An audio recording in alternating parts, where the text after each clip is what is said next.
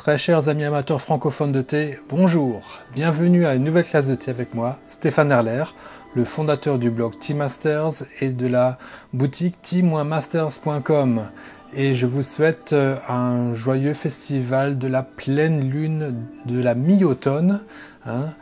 Hier, c'était le 15e jour du 8e mois d'après le calendrier lunaire chinois. Et nous avons fêté la pleine lune de la mi-automne, donc, puisque le 8e mois,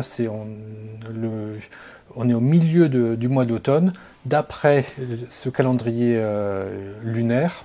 Ce qui explique aussi pourquoi on est toujours un petit peu décalé par rapport au calendrier occidental. Le Nouvel An qui est le Nouvel An chinois, qui est vraiment la fête la plus importante.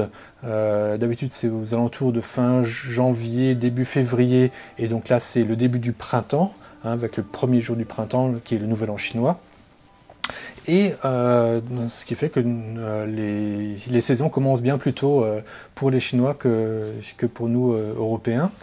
Et nous sommes donc déjà à la moitié de l'automne, alors qu'il n'a pas encore commencé d'après le calendrier occidental.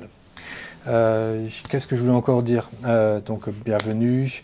Nous allons faire donc une vidéo encore un peu plus culturelle pour bien comprendre la culture chinoise, parce que l'intérêt de boire du thé, de s'intéresser à la culture du thé, c'est que ça nous ouvre aussi à la culture chinoise. Et puisque j'habite dans Taïwan depuis 26 ans, je suis enfin en mesure de vous en parler avec un peu plus de précision. Ayant passé maintenant la moitié de ma vie ici, je crois que je suis assez... j'ai assez d'expérience maintenant pour vous en parler. Nous allons voir un petit peu l'esprit de cette seconde fête la plus importante après le Nouvel An chinois, et voir en quoi nous pouvons adapter cet esprit pour notre thé dans cette saison actuelle.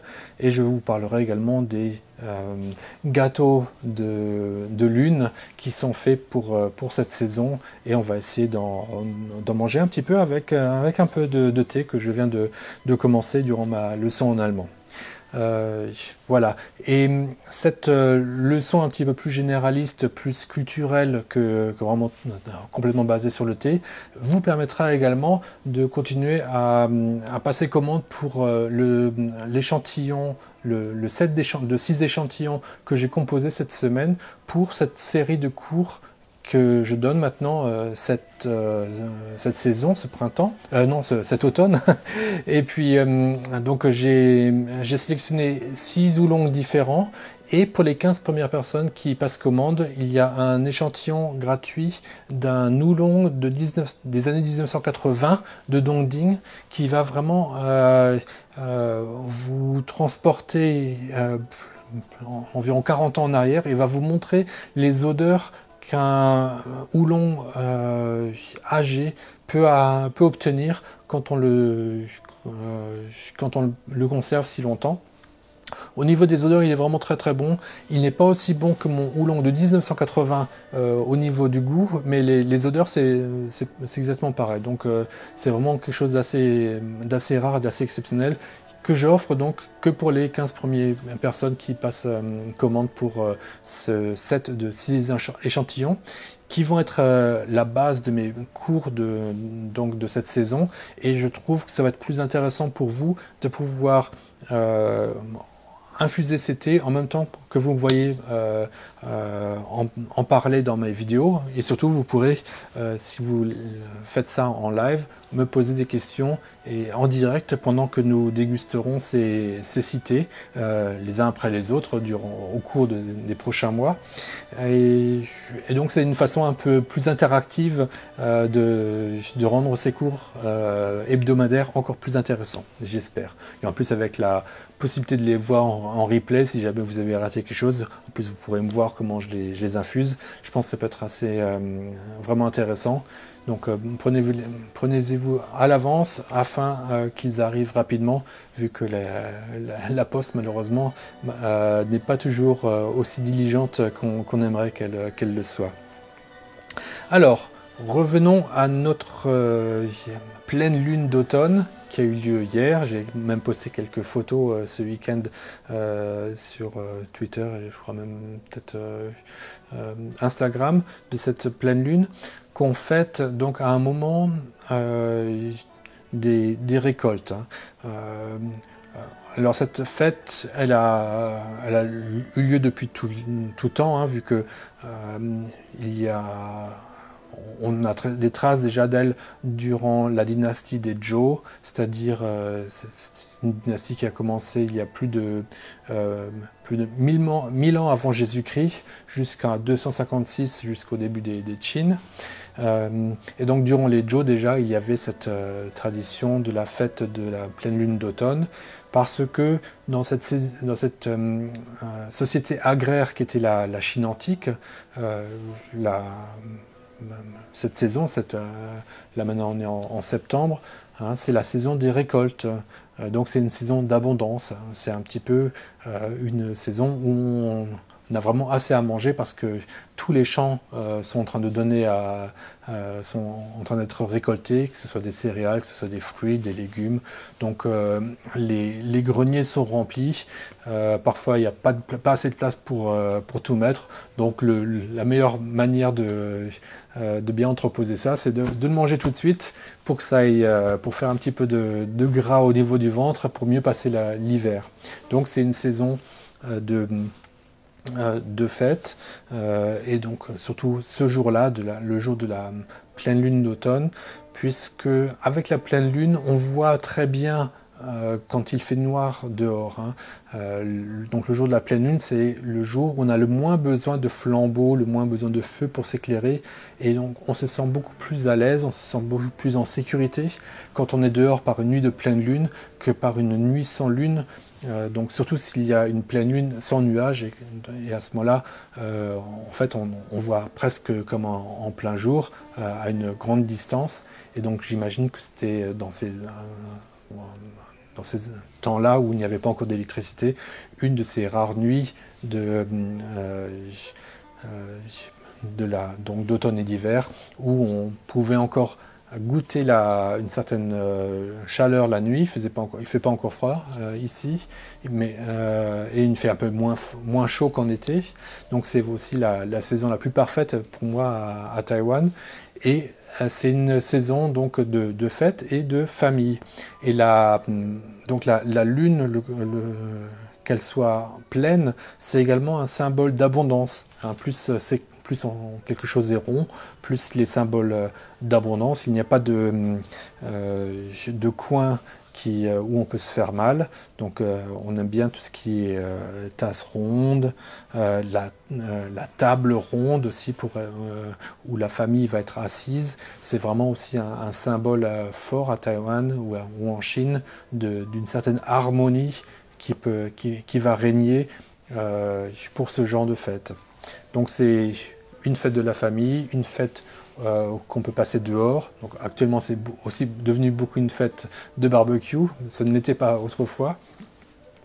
Et la lune, si on regarde dans les poèmes, notamment à partir de la dynastie Tang, la lune est un objet qu'on retrouve très très souvent, que ce soit chez Li Bai ou Du Fu. Il y a beaucoup de mentions de la lune. La lune a même une dimension amoureuse. Déjà, il y a cette histoire, ce mythe d'une belle jeune femme, Chang'e, qui boit un élixir et elle en boit un peu de trop, et du coup, ça la condamne à aller sur la lune, cette belle jeune femme. Donc voir la lune, c'est essayer de voir la demeure de Chang'e, de voir cette belle femme. Mais c'est également pour les couples qui sont séparés. Ils se disent, tiens, ce jour-là de la pleine lune, regardons tous les deux la pleine lune au même moment, et de se savoir ainsi mis en relation par la pleine lune. On est en train de faire tous les deux la même chose, on regarde cette lune en même temps. Donc c'est un petit peu comme si notre regard se renvoyait l'un à l'autre. Donc pour beaucoup d'amants chinois, il y a cette notion d'être mis en relation grâce à la lune. Pour Du Fu, qui lui l'a Il prend souvent le contre-pied de cela, et dans son poème, un de ses rares poèmes où il parle de sa femme, c'est le poème Nuit de lune, numéro 111, dans le second tome de son œuvre poétique, La guerre civile. Il dit « Cette nuit, le clair de lune sur Fuzhou s'offre au regard de mon épouse esselée. De loin, je me désole, mes enfants sont trop petits pour comprendre pourquoi elle pense à Chang'an. Brume parfumée, sa coiffe en nuages et mouillée, à l'eau cristallin, ses épaules de jade ont froid. Quand donc nous appuierons-nous au bord de la fenêtre, baignés à deux d'une lumière qui séchera nos larmes ?» Donc, il est loin d'elle, il est loin de ses enfants également, à cause de la révolte de Han Lushan durant la période de trouble. Et dans son exil, il regarde la lune. Là, on est effectivement le soir de cette pleine lune d'automne. Et il sait que c'est également une nuit de clair de lune sur Fuzhou pour sa femme, qui va être seule avec ses enfants. Et ses enfants sont trop petits pour comprendre pourquoi sa femme est triste, et il pense à elle, mais même cette pensée qu'elle aussi regarde la lune, ça n'arrive pas à le consoler. Donc tout ça pour dire que l'esprit de cette pleine lune d'automne, ce n'est pas simplement la famille et la bonne bouffe. Pour les mandarins les plus instruits, ça va être également la poésie, donc nous amener dans un état un petit peu plus raffiné, et c'est un petit peu aussi ce qu'on essaie de faire avec le thé, d'aller vers le plus de raffinement. C'est pas simplement un moment où on boit beaucoup, où on mange beaucoup, mais on essaie d'aller vers le plus de raffinement. Et une manière de raffiner cette expérience des gâteaux de la pleine lune, c'est de les combiner avec un petit peu de thé. Alors, sur la photo de ce cours, le gâteau de pleine lune que vous voyez est un petit gâteau blanc, de couleur assez claire, fait avec des ludos, donc des fèves vertes, une espèce des fèves de soja vertes, et c'est un style qu'on trouve beaucoup à Taïwan, qui a été vraiment mise au goût du jour dans les années 50, et ça a commencé à Fongyuan, dans le centre de Taïwan. Ce qu'il faut dire aussi, c'est que ces gâteaux de pleine lune, on trouve la trace la plus ancienne dans la dynastie Song du Sud, c'est-à-dire entre 960 à 1279 après Jésus-Christ. Donc avant, il y avait certainement des mets, mais la trace écrite pour la première fois, c'est dans cette dynastie des Song du Sud. Et à Taïwan, donc les gâteaux que vous voyez, eux, ils viennent bien plus tard, donc dans les années 50 et 60. Et il y a un autre style de gâteau de lune qui ressemble plus à ça, et l'intérieur va être très différent. Au lieu d'être très clair, comme vous le voyez, il est très foncé. Celui-là, il est plutôt fait avec des fèves, des haricots rouges, on va dire, hongdo. Et cette pâte, elle va être d'une consistance moins poudreuse, plus concentrée, un peu plus lourde. Et donc, selon qu'on mange des gâteaux de lune du style taïwanais ou bien du style de Hong Kong, on va utiliser un thé différent pour les accompagner.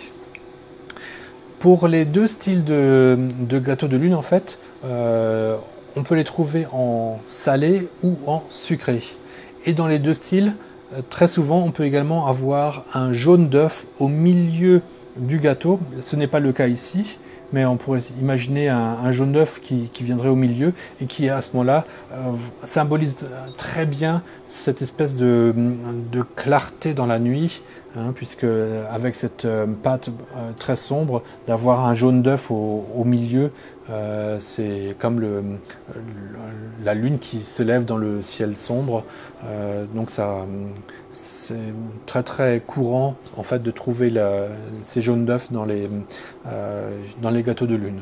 Mais certaines personnes aimant moins les jaunes d'œufs, on n'en trouve pas forcément partout. Donc c'est quelque chose à savoir également. Alors voici le thé que je vais préparer. Ça c'est un pu'er des années 80 de la firme de Monghai qui n'a pas été pressé. Et comme je l'ai déjà infusé une première fois, là je vais continuer avec ces feuilles là. Et j'y vais.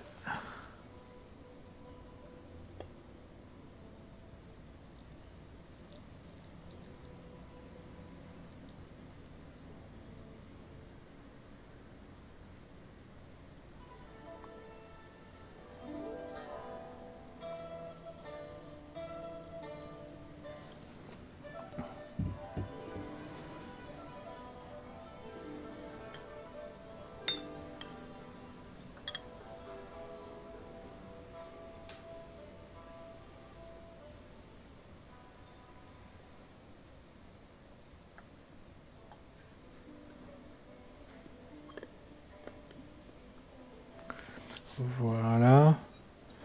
Ça, je vais le ranger tout à l'heure. Commencer par goûter un petit morceau de ce mooncake style hongkongais. Donc on sent les haricots rouges et le sucre aussi beaucoup. La pâte à l'extérieur, elle est pratiquement plus décorative. Elle n'a pas spécialement beaucoup de goût. Celle feuilletée des gâteaux taïwanais a plus de goût, je trouve.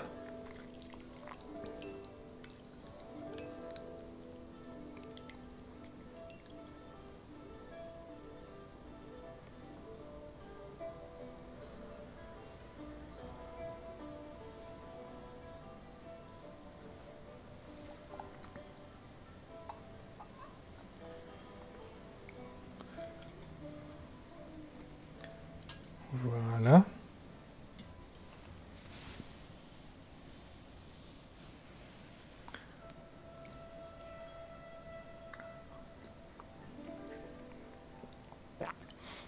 Oui, les arômes plus sombres du pu'er vont bien avec ce gâteau de lune.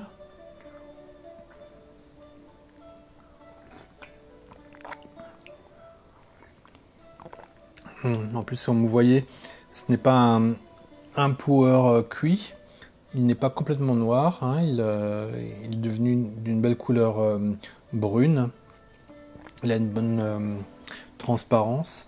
Et je me rends compte, après avoir pu boire un Songpin de 1920 ce matin, que déjà celui-là, il est très très bon par rapport à ce vieux pu'er. Donc et surtout une bonne pureté, parce que ce n'est pas un pu'er qui a été mélangé, donc c'est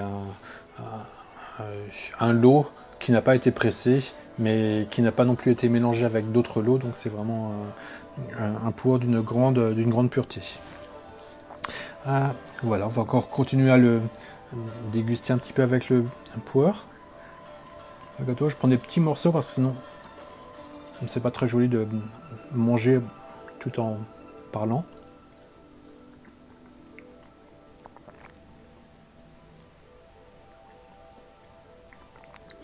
Donc là, quand on essaie de faire de la dégustation et ce genre de pairing, ce genre d'accompagnement, on essaie de prendre vraiment des tout petits bouts à la fois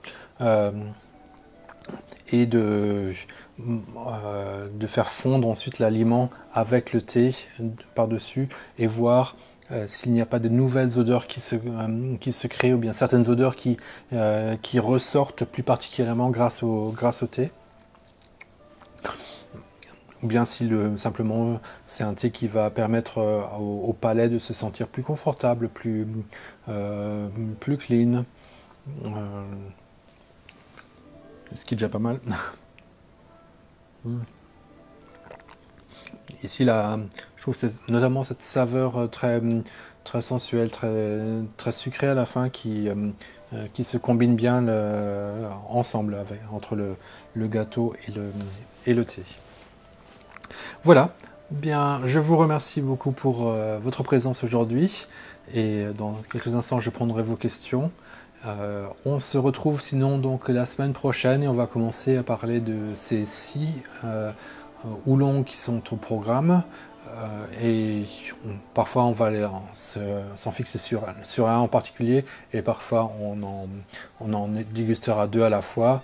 Donc merci beaucoup pour votre présence. Je vous souhaite un bon dimanche et j'ai également une pensée pour la tradition du thé britannique qui a perdu sa chef, la reine Elisabeth numéro 2.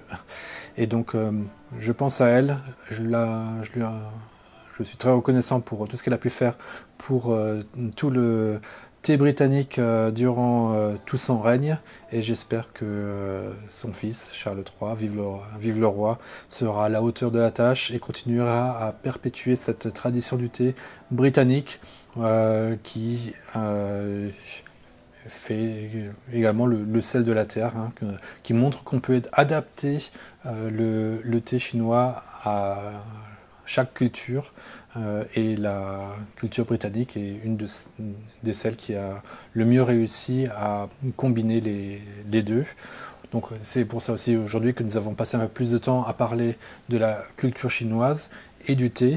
Ça c'est pour montrer un petit peu comment le thé se fond et empreint de cette culture chinoise, mais on peut également adapter le thé à n'importe quelle culture, et surtout quand on le fait de manière intelligente et raffinée et avec des bons aliments.